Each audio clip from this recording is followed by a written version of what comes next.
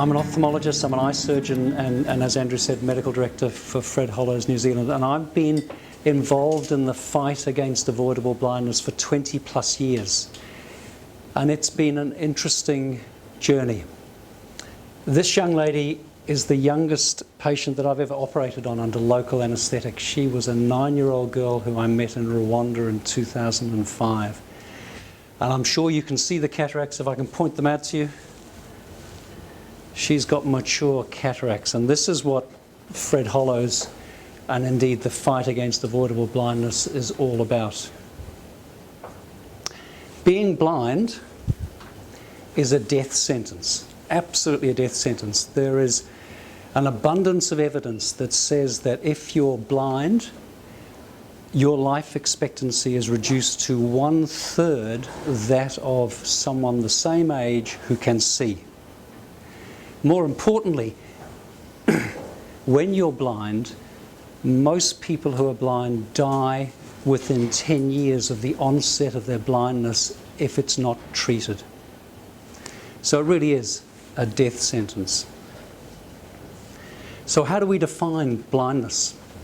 I mean, you could close your eyes. Yeah, I mean, you can close your eyes and be blind, but there's an official definition of blindness. And I'm sure all of you have been or had your eyes tested at different times, and you'll recollect there was a chart which had various letters from small through to large. The definition of blindness is someone who 3 meters away from the eye chart can't see the top letter on the chart. All she could see was a torch. When I shone a light into each of her eyes, she could see the light, but that was all. She had been led in by someone else for the surgery. But that's the definition of blindness. Can't see the top letter from 3 meters away. Now, blindness is one extreme of visual impairment. Visual impairment ranges from perception of light, like this young lady, through to only able to see the bottom half of the eye chart, not able to see the top half, not, for example, legal to drive in New Zealand. In the world today, there are 285 million people who are visually impaired. Now I'm going to pose this dilemma to you. Of the 285 million people who are visually impaired, and of that 285 million, 32.5 million of them are blind.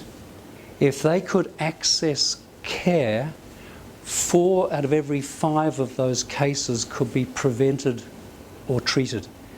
And that's the real driver here in the fight against avoidable blindness, that avoidable blindness can, for the vast majority of patients, be prevented or treated if you can get care to these people. When you think about it, 285 million people, that's a lot of people. I mean, the world population is about 7 billion, but 285 million people is a lot of folk. So why aren't these people getting access to the care that they could have, or the care that would make them less visually disabled? And there are a number of reasons for that. I mean, the first reason, the main reason, is that 90% of these people live in the developing world. More importantly, 2/3 of them are women. Their ability, any kind of eye care is limited and very difficult for them to access, and the barriers to access the eye care are countless. They are innumerable. I mean, they include things. I mean, poverty is an absolute barrier. Lack of education is a barrier. Lack of awareness is a barrier. Fear is a barrier. I mean, that's tied in with all of those things. Distance from or access to a healthcare facility where they can get treatment, that's a real barrier. And then the final barrier, and the barrier that we at Fred Hollows particularly focus on, is when you finally get to an eye care centre, the quality of the care that you get in that centre is very variable. So these poor folks, and I'm going to show you some pictures in a moment, who move heaven and earth to go and get some help, may not arrive at a place where the help can actually be of any benefit to them at the end of the day. Final comment though about blindness. So we know it's a death sentence, and it really is a death sentence, absolutely proven, but it's also contagious. Now it's not contagious in the strict definition of infectious, but it's contagious because a blind person, blindness affects one person, but it affects more than one person. A blind person needs somebody to look after them. And typically that's one or several people who look after them. And this picture illustrates the classic situation. This child has been delegated to look after this blind lady. Now the lady may live, if she doesn't have any treatment, she may live for 10 years, this blind woman. But for 10 years of that child's life, the total focus is looking after someone who is disabled. And that's the contagious nature of blindness. It is not just an individual thing. It affects several people, one person being blind. And it's really, really important to have a grip on that and understand the wider impact of where blindness takes people and where it takes families and where it takes societies. This man is a modern-day snake oil salesman.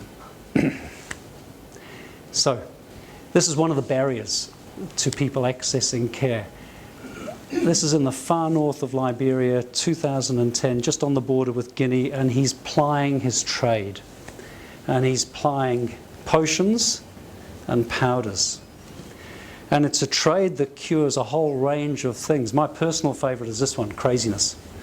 But he also thinks he can cure no child since you was born, and teeth problems, and snake bite, and breast cancer, manpower.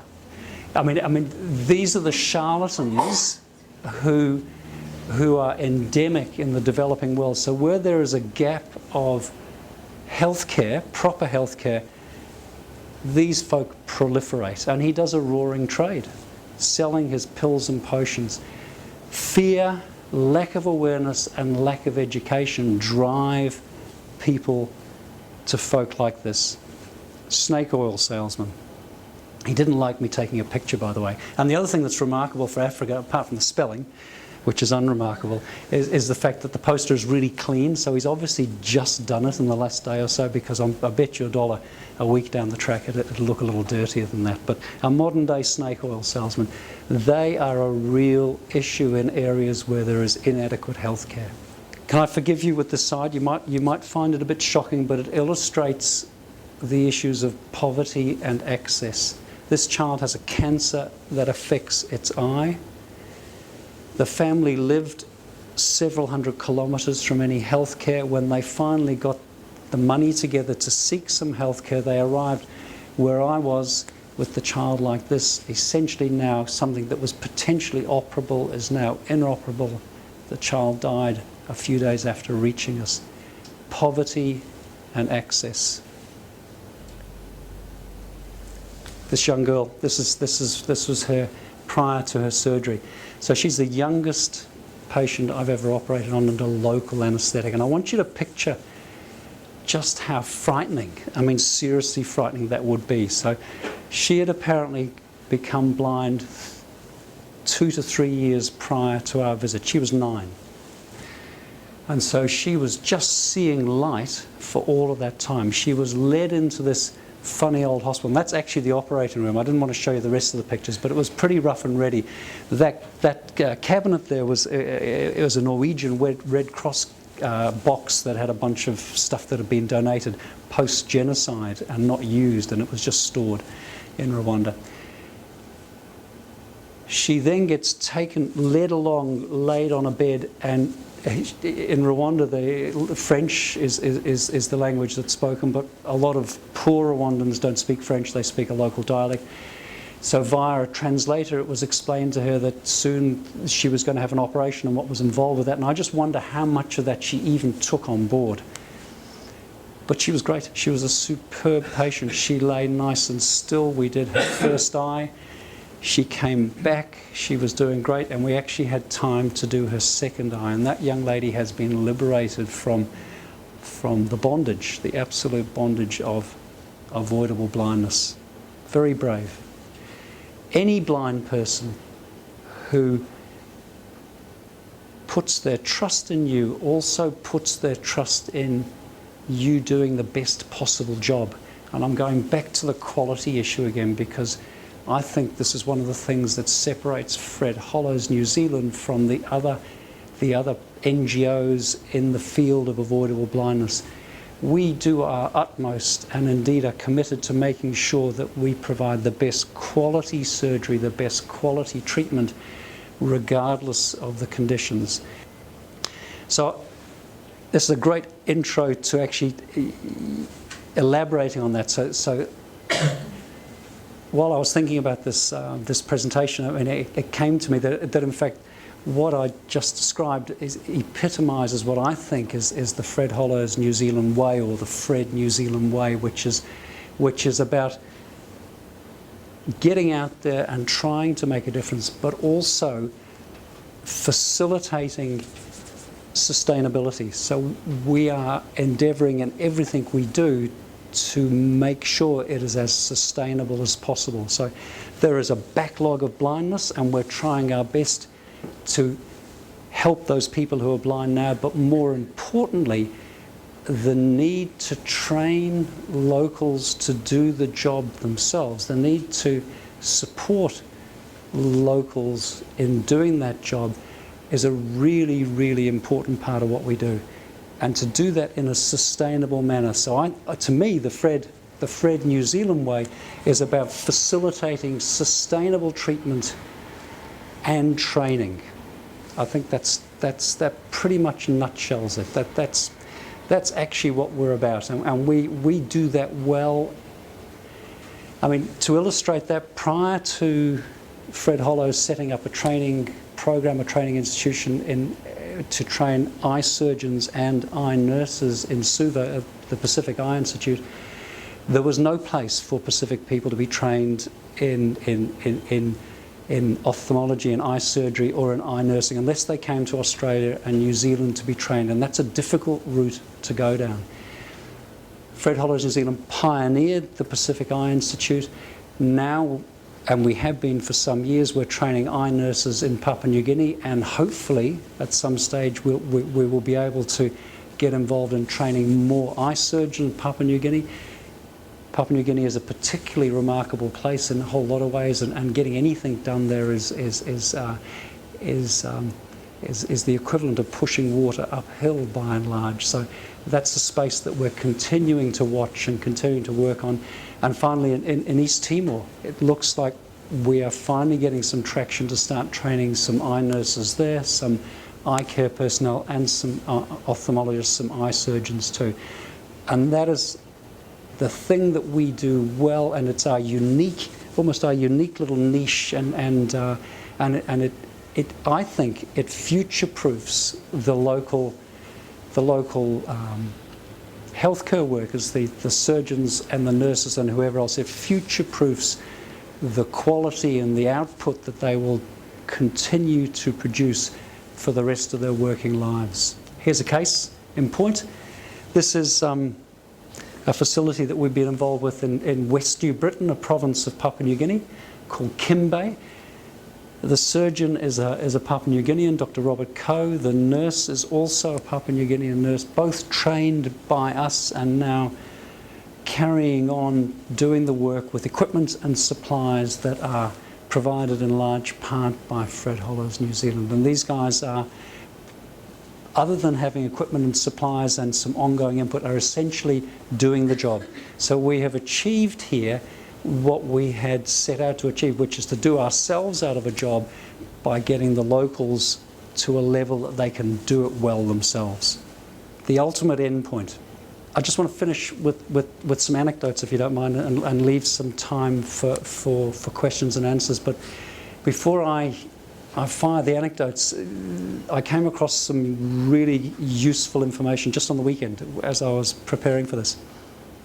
The world's population has increased by 1/3 between 1990 and 2010. So it increased from 5.3 billion to just under 7 billion people. In that same time frame, the number of blind people in the world stayed the same, about 32 million. Now you may think, oh, what does that actually mean? It actually means a heck of a lot. It means that the fight against avoidable blindness is working. Because if the trend with the population, so the population's grown and the population's getting older, and older people are more prone to get cataracts, even though I showed you the young lady with them, we should have had about 50 million blind people. And there you go. It's only 32 million. So it's actually working. The tide is starting to turn. And building and training locals and supporting and equipping them to carry on with the job is going to be an integral part of following that through. When you're involved in avoidable blindness work, you often feel initially like you're giving a lot. You know, you're giving your time or your skills or your money or whatever. And there's a kind of hubris that goes with that, which you lose very rapidly, because you actually, and my personal experience is you gain so much more from your involvement, and it's a very humbling experience. A chicken. So, short story long, patient had cataract surgery, was a farmer, could go back farming. A couple of days later, we arrive at the clinic. The clinic was actually a container. You can't see that, but it was a container. There's a chicken in a bag by the door. Thank you. Koha. That was all he could do. That's all he could provide. But it was great. The problem was I had no idea what to do with the chicken. So the guys who were working with us knew what to do with it, and it was well used, but just a simple, in the sense of eaten, a simple gesture from someone who has not a lot can speak 1,000 words. And another illustration of that, I worked a couple of times in Pakistan in the early 90s. And one day, the clinic I was working in, there was a goat tied up outside the clinic. It transpired that that came from a patient who'd had cataract surgery and was grateful. And that was delightful, you know, a goat's a goat. But then we learned that the sum total of that man's worldly wealth was 12 goats. And he had given 1/12 of his worldly wealth in gratitude for the opportunity to see again and to actually carry on doing what he does.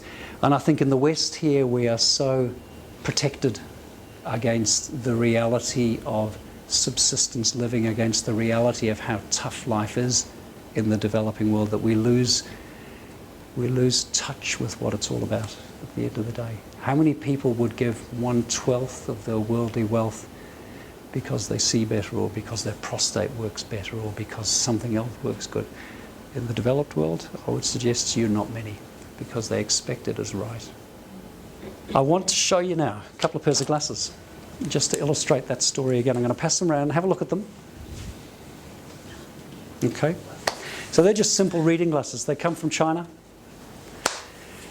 And some of the work I was involved with, and some of the work we still do, patients are offered the opportunity to if they're literate, and a lot of patients are illiterate, so they don't need glasses by and large, to have some free glasses afterwards. And I was working this is in Niger, and we'd done a whole lot of patients, and we had all these glasses to give out, and no one was taking them. Couldn't figure out why. So I thought, they must all be illiterate, you know, easy. But no, that wasn't the case. When a bunch of them came back a couple of days later for a follow-up, they were asked through the interpreter what had happened with the glasses, and they said, actually, we didn't like them. We didn't like them. And I thought, what? You don't like, but they're free. They're free. They're glasses. They're free. And you know, if you can read or if you sew or whatever, they liberate you. No, didn't like them. In fact, these are folk who were poverty-stricken, and yet they were still exercising choice. There was a market down the road. There was an enterprising Nigerian who purchased some cheap, ready-made Chinese specs frames, These are Chinese too, but his ones were better looking in the opinion of and the patients were flocking down there, and for the equivalent of 50 cents they were buying the glasses because A, because they could see better, which is great, but B, because they actually wanted something like you guys do when you buy your glasses. You wanted frames and things that you think look attractive, and even the poorest of poor actually want that opportunity to choose and exercise their dignity. And again, it's another one of those times when I kind of pick myself up from the floor and remember what I'm actually doing, and that people's dignity is paramount, and you lose that sometimes. In the rush of thinking of numbers and volumes and doing things, you kind of lose that touch sometimes. And for me, one of the most rewarding things about continuing to be involved with this is that I keep getting humbled and realise what it's all about. Now, I'm going to finish with a double entendre. VIP, very important person, no problem. Hey, in fact, we'd all quite like to be VIPs from time to time. But the next time you hear the word blind or you see a blind person, I want you to think of them as a VIP, but as a visually impaired person. Flip it around, because they are VIPs in both senses of the phrase, but they're a visually impaired person, and they warrant and deserve our best efforts and our best endeavours to try and help them have a more fulfilling life. And if that involves cataract surgery or treatment, then so be it. So VIPs are definitely VIPs both ways. And I will leave you with that. Thank you. Happy to